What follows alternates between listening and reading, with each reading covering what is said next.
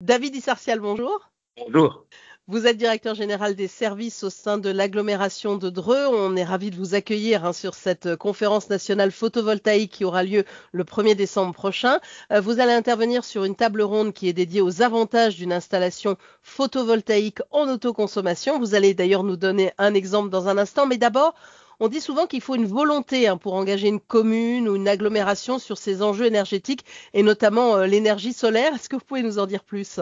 Et oui, c'est vrai que les acteurs locaux, les communes, les EPCI, communautés de communes, communautés d'agglos, voire les départements, les régions sont très intéressés pour faire avancer les questions énergétiques sur les territoires. Pourquoi c'est important ? 1. Garantir un prix de l'énergie acceptable alors que les besoins en énergie augmentent. Donc il faut réfléchir localement, et ce sont ces solutions locales qu'on poursuit, dont on cherche à obtenir des résultats, on poursuit ces objectifs-là. Et 2, pour aider sur le plan réglementaire, les projets que portent les opérateurs, ce sont les collectivités qui peuvent aider sur le plan réglementaire. Là, on parle de règles d'urbanisme, de règles d'ICPE, etc. Et c'est là, encore une fois, un rôle crucial que jouent les collectivités.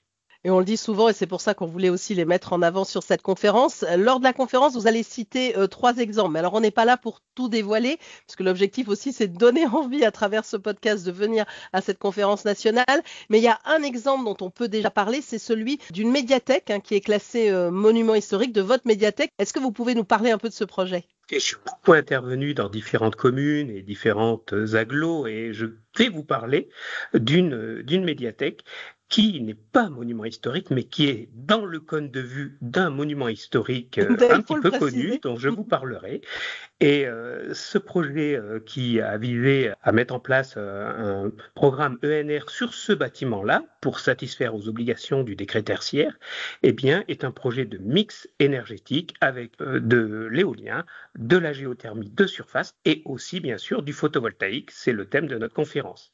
Et donc, bon, on va pas tout dévoiler, mais en lien avec le patrimoine, quel est l'objectif ? Là, le projet, il est en cours, évidemment, il n'est pas encore totalement mis en place, mais vous voulez installer donc des panneaux solaires. Quel est globalement l'objectif ? Parce que je crois que c'est installé d'une façon un peu particulière, c'est ça ?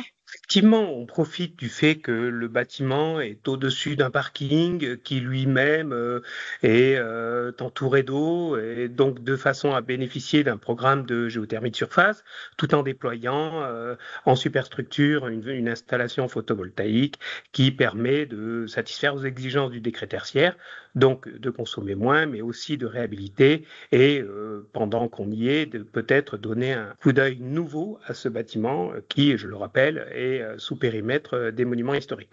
Donc, c'est important aussi de prendre en main, on va dire, les sujets de patrimoine. On en parle souvent sur ces enjeux-là en termes de rénovation ou en termes d'installation de panneaux. Donc, c'est important que des agglomérations s'engagent sur ces sujets. Nous-mêmes, les acteurs publics, nous avons beaucoup de patrimoine.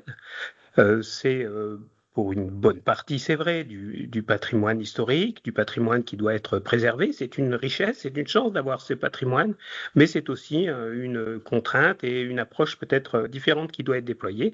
Les opérateurs et les acteurs privés ont aussi des grands patrimoines qui gèrent avec des services d'asset management et des équipes hyper qualifiées et dans une optique de rentabilité qui peut-être est différente, mais on se rapproche quand même dans l'idée que ce patrimoine ne doit pas nous empêcher d'agir sur le long terme et n'est pas seulement une contrainte, mais aussi une série, en tout cas une opportunité de développer des moyens nouveaux pour porter nos projets publics ou privés. Déjà, on a commencé à citer cet exemple. Vous en aurez d'autres encore Exactement. à nous donner, évidemment, sur cette conférence. C'est ce que je disais, on ne va pas tout dévoiler.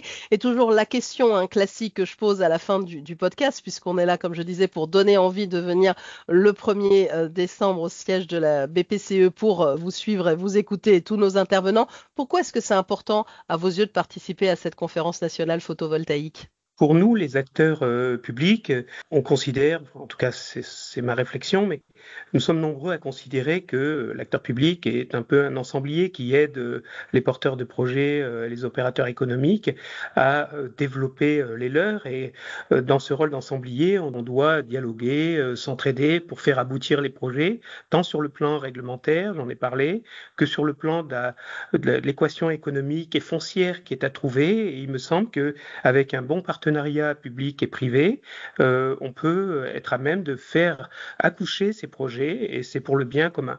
Et c'est pourquoi je participe à cette conférence et cette participation est pour moi très importante. Eh bien, merci beaucoup. On sera donc ravis, comme je le disais, de vous accueillir. Ce sera le 1er décembre prochain. Merci à vous, David Issertial, directeur général des services de l'agglomération de Dreux. On a un très, très beau programme, donc il ne faudra pas hésiter à suivre cette conférence nationale photovoltaïque. Merci Nathalie.